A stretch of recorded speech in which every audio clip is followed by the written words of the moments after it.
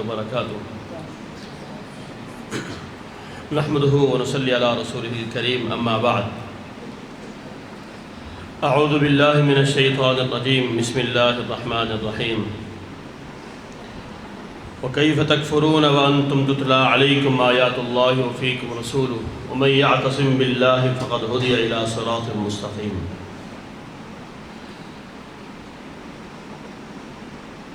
یہ دین، یہ شریعت، اسلام اللہ کی بہت بڑی نعمت ہے ہم سب کے لیے، اور یہ دین کو سیکھنے، سکھانے، سمجھنے، سمجھانے کی محافل، ان کا انعقاد کرنے والے احباب، ان میں شریک ہو کے اپنی سماعتوں کو قرآن و سنت کے علم سے محظوظ کرنے والے احباب، ہر شخص قابل تحسین بھی ہے، قابل داد بھی، اور یہ خالصتاً اللہ کی توفیق بھی ہے۔ اس دین سے تمسک، اس دین کے ساتھ جڑنا، اس دین کے ساتھ جوڑنا، جہاں علماء کی ذمہ داری ہے وہاں ہر اس شخص کی ذمہ داری بھی ہے جو جتنا بھی علم کے دین کے حوالے سے علم اور معلومات اپنے سامنے رکھتا ہے۔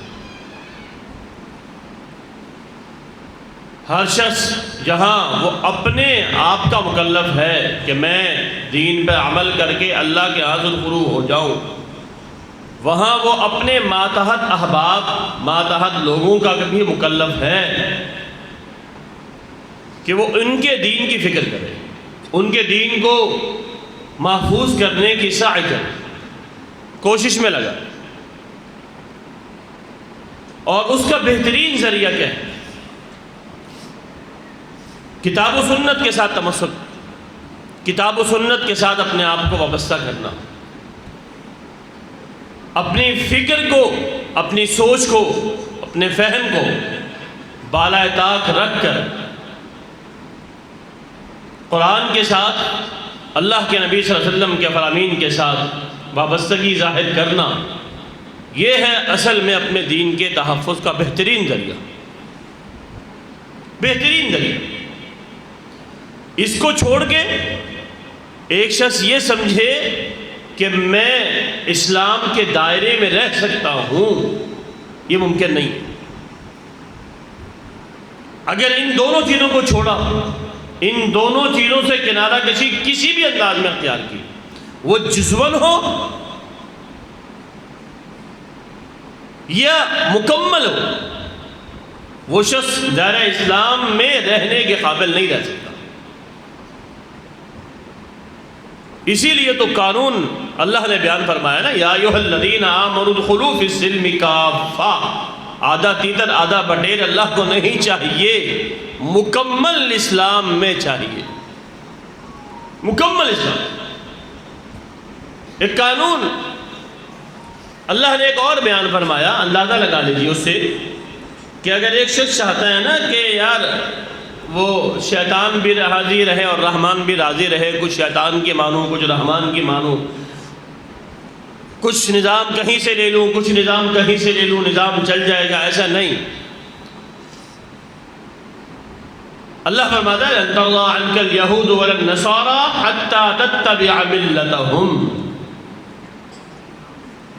تم اگر معاشی نظام، سیاسی نظام، معاشرتی نظام، کوئی بھی سسٹم جو ہے کسی اور سے لیتے ہو، کچھ اسلام کا رکھتے ہو، اور یہ سمجھ لو کہ شاید ہمارا دشمن ہم سے راضی ہو جائے گا، اور وہ یہ سمجھے گا یار کچھ تو ہماری مان رہے ہیں نا، یہ چل رہا ہے، لگتا ہے نہیں، وہ تم سے اس وقت تک راضی نہیں ہوں گے جب تک تم مکمل دائرہ کفر میں داخل نہیں ہو جاتے، مکمل یہودی اور مکمل عیسائی نہیں بن جاتے۔ وہ نام تو اپنا عبداللہ اور احمد رکھے، نام تو وہ اپنا جو ہے کوئی اور مسلمانوں والا رکھے، اور کردار سارا کافروں والا، اور وہ یہ سمجھے کہ میں مسلمان بھی ہوں، یہ ممکن نہیں۔ یہ ممکن نہیں. جہاں نام اسلام والا ہے، مسلمانوں والا ہے، وہاں کردار بھی اسلام اور مسلمانوں والا ہوگا تو انسان دائرہ اسلام میں رہنے کے قابل ہو سکتا ہے. اور یہی پیغام سورہ آل عمران کی اس آیت میں اللہ نے ہمیں دیا ہے کہ یاد رکھیں کیف تکفرون وانتم تتلی علیکم آیات اللہ وفیکم رسولہ. جب تک تم اللہ کی آیات کی تلاوت اور رسول کے ساتھ، رسول کی تعلیمات کے ساتھ بھرپور انداز میں جڑ نہیں جاتے، اپنے آپ کو جوڑ نہیں لیتے، اس وقت تک تمہارا اسلام محفوظ نہیں ہے. ہاں جڑ گیا، قرآن سے صحیح تمسک ہے، سنت کا صحیح فہم موجود ہے، پھر کافر زور لگا لیں، جتنا زور لگا لیں وہ تمہارا ایک بال بھی بانکھا نہیں کر سکتے، کچھ نہیں کر سکتے. وَمَن يَعْتَصِم بِاللَّهِ فَقَدْ هُدِيَ إِلَىٰ صِرَاطٍ مُسْتَقِيمٍ. اپنے آپ کو اللہ کے رسی کے ساتھ جوڑ لو، تھام لو مضبوطی کے ساتھ، اللہ کے دین کو مضبوطی سے تھام لو.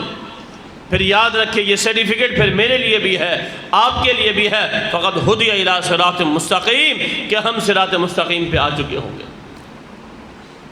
محترم بھائیوں، ایک فکر انتہائی خطرناک پروان چٹی جا رہی ہے. اسی ضمن میں اشارتاً اس کی بات کر کے بات ختم کرتا ہوں.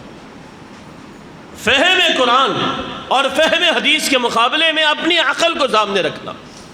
کئی سو سال پہلے تو ایک فکر تھی نا کہ ہاں جی فلاں کی فکر ہے، فلاں کی سوچ ہے، فلاں کا فہم ہے، اس کو لے کے آتے تھے.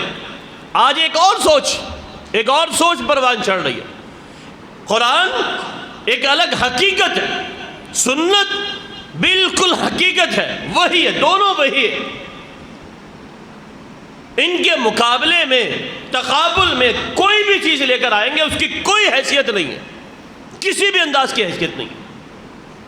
ہمارے ہاں جو لوگ چند لفظ پڑھ لیتے ہیں ABCD کے، ان کو آ جاتے ہیں اور وہ اپنے آپ کو ایجوکیٹڈ کہلانے لگتے ہیں، تو ان کا جو پرابلم ہے، اور پھر یہ طبقہ یہ وہاں تک محدود نہیں ہے، یہ عام پھیلتا جا رہا ہے میڈیا کے ذریعے، سوشل میڈیا کے ذریعے. کوئی بات قرآن و سنت کی بیان کی جائے تو اس کے مقابلے میں کہا جاتا ہے چونکہ ہم پڑھے لکھے ہیں تو ہمیں لاجیکلی سمجھائی جائے، ہمیں عقلاً سمجھائی جائے یہ بات کہ یہ ہماری عقل میں نہیں بیٹھ رہی، ہم اس کو ماننے کو تیار نہیں ہے چونکہ عقل میں نہیں بیٹھ رہی. اس کا مطلب یہ ہے قرآن و سنت سے بڑھ کے تیری عقل ہے، تیرا فہم ہے، قرآن و سنت کم ہے. عقل میں آئے گا تو مانے گی، نہیں آئے گا تو رد کر دے گا. ایسا ممکن ہے نہیں. کتنی چیزیں ایسی ہیں جو ظاہری طور پہ انسان یہ سمجھے کہ یار میری عقل میں نہیں آ رہی. انسان کی عقل کوئی عقل کل تو نہیں ہے کہ ہر چیز اس کی عقل میں آ جائے، نہیں. قربان جائے صحابہ کرام رضوان اللہ علیہم اجمعین پر کہ اتنی چیزیں ایسی تھیں اس دور میں کہ جو انسانی عقل میں نہیں آ سکتی تھیں، لیکن صحابہ کرام سے کسی ایک بات پہ بھی رسول اکرم صلی اللہ علیہ وسلم سے سوال ثابت نہیں ہے. سنا اور مان لیا، تسلیم کر لیا. ایک چھوٹی سی مثال، اب انسان اب وہ کہے کہ جہاں ہماری عقل میں نہیں آ رہی، معجزات ہیں، انبیاء کے معجزات، سر سید نے انکار کیا اور بابا کے دوہل انکار کیا. انکار کر کے وہ اللہ کے ہاں پہنچا اور انشاءاللہ جو اس کا حال ہوگا وہ ہوگا. لیکن ہم اس کو سامنے رکھتے ہوئے یہ کہیں کہ عقل میں نہیں آتی تو انکار کر دیا جائے. اللہ کے نبی صلی اللہ علیہ وسلم کا معجزہ ہے کہ نبی اکرم صلی اللہ علیہ وسلم نے تھال مبارک میں اپنا ہاتھ رکھا اور اللہ نے ان انگلیوں سے، اللہ کے نبی کی انگلیوں سے پانی کے چشمے جاری کیے، صحابہ کو پلائے، صحابہ نے پانی پیا، سب کچھ پیا. آج ہم سوال کرتے ہیں ان پڑھے لکھے لوگوں سے کہ جس سائنس کے بل بوتے پہ، جس علم کے بل بوتے پہ، جس تعلیم کے بل بوتے پہ تم قرآن و سنت کی نصوص کے مقابلے میں اپنی عقل کو لے کے آتے ہو، اپنے علم کو لے کے آتے ہو، اس علم کو الٹا لٹکا کے ثابت کرتے، اسے کہے کہ انگلیوں سے پانی نکال کے دکھا دے، مان لیں گے؟ نہیں نکال سکتے. لیکن ہم مانتے، کیوں مانتے؟ اس لیے کہ صحابہ نے دیکھا، اللہ کے نبی کے ساتھ ہاتھ سے یہ معجزہ ظاہر ہوا، اللہ نے کیا، صحابہ نے دیکھا، ہم تک پہنچا، صحیح سند کے ساتھ پہنچا، ہم مانتے ہیں، تسلیم کرتے. ہماری عقل میں نہ آئے تو کیا ہوا، رد کر دیں گے؟ نہیں، ایمان بالغیب ہے پھر کیا چیز کا نام؟ اسی چیز کا نام تو ہے قال اللہ قال الرسول، سنا، کانوں میں پڑھا، دل نے تسلیم کر لیا، بس ختم۔ سمجھ میں آ جائے تو اچھی بات ہے، نہیں تو ایمان لانا تو فرض ہے نا۔ یہ بنیادی فکر، اس کو سمجھنا ہے۔